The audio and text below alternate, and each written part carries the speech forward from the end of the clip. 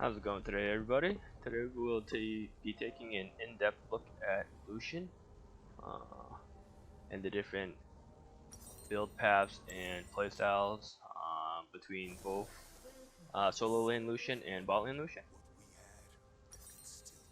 So, first we'll start with the build path.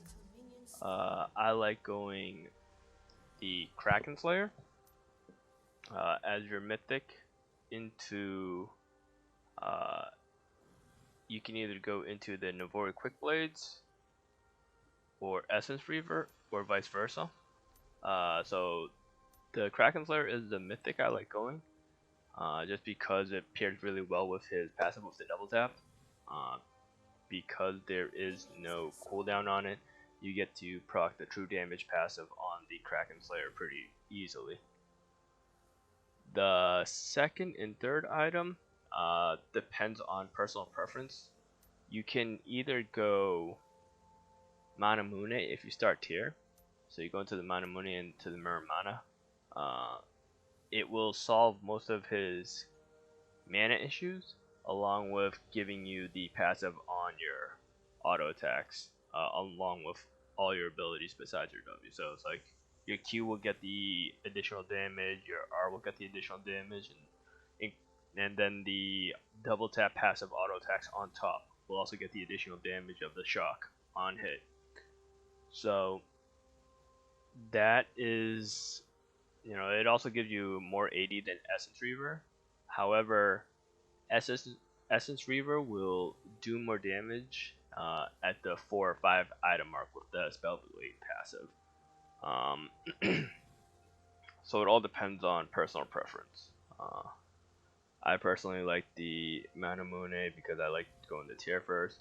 If you're more of a lane bully and like you want to play aggressively, you can start the Doran's Blade or Doran's Shield, and then EA aggressively with like Ignite, and then pick up kills. You might want to go Spellblade instead because the Sheen is also a pretty big power spike before you even get a completed item.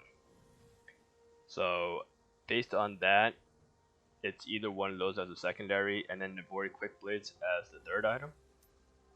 Navori Quick Blades pairs really well with Lucian because of his passive. It kind of becomes like if you get like a crit double tap, then your Relentless Pursuit gets reduced a lot of cooldown. So that's why Navori Quick Blade is really good on him. And then you have the attack cancels with your spell leave to try and crit a lot more. After that, you have your boots done. I like going boots based on matchup. I know a lot of people like Berserker Greaves because he is an ADC, and that's what's recommended, but I like going either the Merc Treads or the Armor Boots based on what your matchup is. Because typically, he doesn't need damage isn't his issue, which Berserker Greaves just gives damage. So you just need survivability, whether it's reducing the auto attack damage and just the flat armor, or getting the tenacity to get out of some CCs slightly quicker to reposition and the magic resist. So depending on matchups and team comps, I like going either of those boots over the Berserker Greaves. And then fourth item, you can either go into the Bloodthirster or IE, and then vice versa. Either way, you can, like, those are the last two items I like going on him. You don't typically need too much attack speed, but that's why I like, if you're good with his mechanics and attack canceling and attack weaving, then you don't typically build attack speed on him. The other items that you might need is QSS on certain matchups where they can lock you down, like Malzahar ulti or Mordekaiser ulti, and you need the QSS out of them. The other one would be Mortal Reminder. You might build this over IE if you just need to apply the Grievous Wounds. So it's all dependent. If you don't even need the crit chance, sometimes even the Kempong Chainsword is better because it is health, so it has like slightly more survivability than just the raw damage that the Mortal Reminder gives you. So that is the different build paths I like. If you are good with Lucian mechanics and you know your damage outputs, again, I either start Dorned Blade or Dorn Shield or Tear of the Goddess, all dependent on mid matchup. This is mid lane Lucian. I go Dorn Blade if I'm going to be playing really aggressively into melee champions or people that don't have a lot of harass. You're looking at people that like you can dodge your skill shots quite efficiently, like Lux. You can E aggressively to dodge most of her abilities and then trade up on her. You can go Dorn's Blade. So Dorn's Blade I personally think is a better aggressive item. Dorn's Shield is if you're playing against people that like to harass you, like Malzahar likes throwing the dots that bounce toward all the minions. That will start ticking you down. Brand mid, certain champs like that can play at range that you can't get on top of, or if you don't like playing too aggressive, you can take Dorn's Shield so that you can stay in lane longer. Okay, so then with that, if you want to play more aggressive, you want to play more aggressive in the mid lane or the top lane. So typically I like starting E because most of the matchups that you have in these lanes in mid lane is squishy. So when they walk up to CS here, so let me toggle the minions and then we'll spawn an ally dummy here. So say this is the enemy champion. So I started E and then we're just positioning against each other, and then when we're farming, you know, the minions meet, and then we just slowly aggro the minion wave, and he walks up to try to last hit this minion. You can E in, double tap him, and then get one more auto attack off, and then you get a chunk off on him because you have your press the attack and your double tap on him, and then you just go back to farming. You trade up there,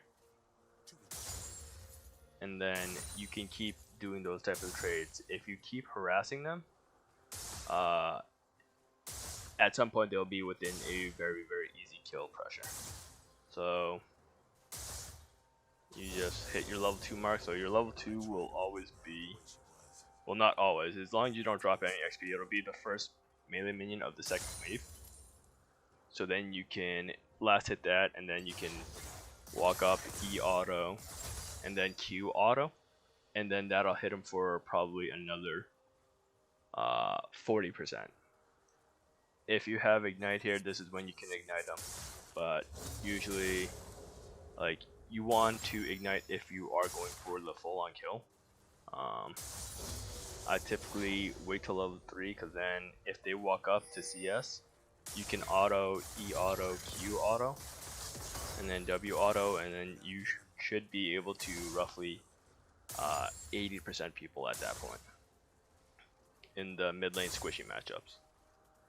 If they are not walking up, then this is when you actually play on the in front of your minion line. So you zone them off, and then you let, this is when you would then last hit only when they can't take the CS. So that so say we'll look at top lane, they're playing back here. You would position on this side, and you let this, you last hit these minions so that he can't get this CS, and then when he positions up, that's when you E onto him, and then you just full combo him again. It's a very confident playstyle because you have to be able to dodge incoming skill shots, and the reason for it is that you last hit is so that the enemy minions will kill your minions, so the enemy drops gold and you pull ahead in a gold lead there. So then you zone them off the wave and then they just lose gold. After a while, that's how you build a golden item advantage on your opponent. And then when you have that lead and you do that same thing over and over again, when you hit level 6, you can actually ulti him and you don't even have to use the ulti for the kill. You can take like 20 to 30 to 40, 50 CF speeds and he will never be able to step up to you. And then it takes a lot of pressure off of you, because then you won't have to be pressured to farm. You just have to worry about last hitting, and then you save your skills for the enemy champion. You can drop the ulti on him and just chunk him out, even if he's at full health. If he takes the full channel, he'll get hit for about 60%, and then he might give up like a double or triple stack minion wave on their tower. So that's the thing, is like, Lucian has to play really aggressively because that's where that's his playstyle. He's not your conventional crit ADC, so his DPS numbers aren't as high as conventional attack speed or auto attack based ADCs. So that's why he tends to fall off late game. Like, if the enemy team has 3 tanks, he won't shred it as fast as Tristan or Caitlyn or Jinx. But he does have more mobility than them, so that's why he has to play early before they build all those resistances. Because of this, if you are playing him in the bot lane, he pairs really well with certain aggressive champions. The biggest one probably being Braum, where you start E at level 1 if you have a Braum with you. And then if your Braum manages to land a Q or auto attack on an enemy bot laner or squishy like support, you can actually E in and then double tap. It'll apply 2 procs of Braum passive on them, along with your regular auto attack, and then it'll pop the burst damage, and then you can probably run them down. You will either force a summoner or possibly force 2 summoners with like flash heal. Again, if you go bot lane, you go heal because you do have that lane partner. But other than that, that is the build paths I do like to go with Lucian. It's pretty straightforward. The only time you'd go shield blow is if you have enemy champs that are diving on you that you can't actually get away from. I typically don't go shield blow, but I would go it if you're looking at things like Hecarim that can ulti onto you, along with like Malphite ulti, things that are trying to one-shot you, and then you might make more use out of the mythic passive here. But typically, because he does play early, I will almost always go Kraken Slayer. And then after you get out of lane phase, because you should be ahead, and all of his like damage output potentials, you want to be in the side lane. That's why I typically take exhaust, so that even if I am behind, I can go into a side lane to put pressure on the enemy. And by being able to put pressure on the enemy, and like, I can fight almost anybody because of the exhaust damage reduction. That means they have to send 2 people to answer me. And then that's when you have to know when to back up and when to play on like objectives. So you don't have to wait for the enemy champions to show up before you start rotating. It's just getting into good habit where you know how much you can pressure and how fast you're rotating. That's just something you have to keep track of on the map, but you can even create slow pushes by clearing the range minions, leaving the melee minions, and then you can start rotating to like Baron objective or Dragon objective, so that when the lane pushes up, somebody has to go answer it because it's already stacked. And that's something that you can do in the side lanes as Lucian, so that you can start rotating while somebody has to answer that sideways pressure that you put up. That's because you don't have TP to keep pressuring and then being able to join a fight like at a moment's notice.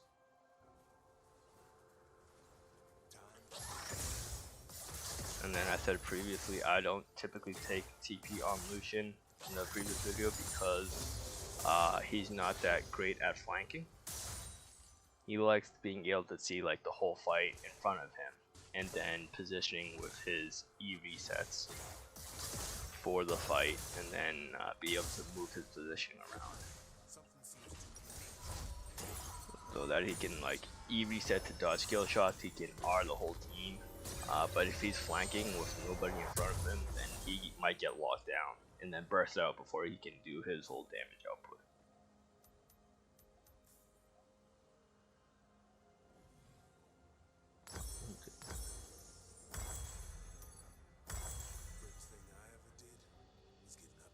So then we'll see how the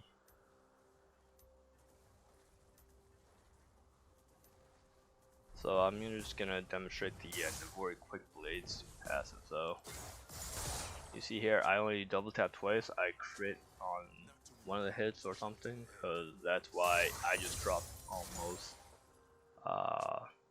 4 seconds or 6 seconds from the E passive. So the E cooldown. See, the first time it went down to 9 or 8 seconds. That time it only went to 11. But that was also off of my E auto attack. So if you're looking at an extended fight, then with Navori Quick Blades, you'll see you just start doing a whole lot of spells. And then you typically want to E first, so you can put that on a faster cooldown.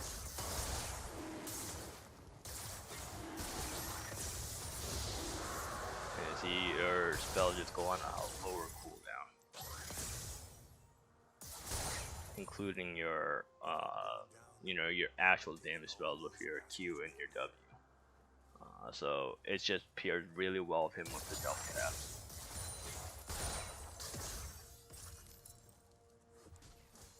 So other than that, that is pretty much all the things that you need to know to play Lucian. The other thing is just positioning. Just because he is maneuverable, you can kind of play up, but you don't want to be in position to get one shot. Other than that, hope you guys enjoyed the video, and let me know what you guys want to see in the next one.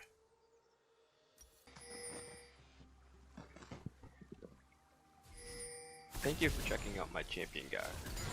I hope that the tips in this video help you guys in your class.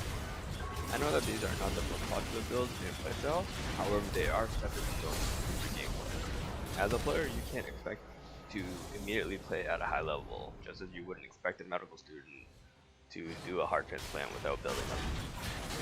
Please let me know in the comments below the next champion you want to see. If you enjoyed the video, please leave a like and subscribe for future content. I hope these tips helped, and as always, keep climbing.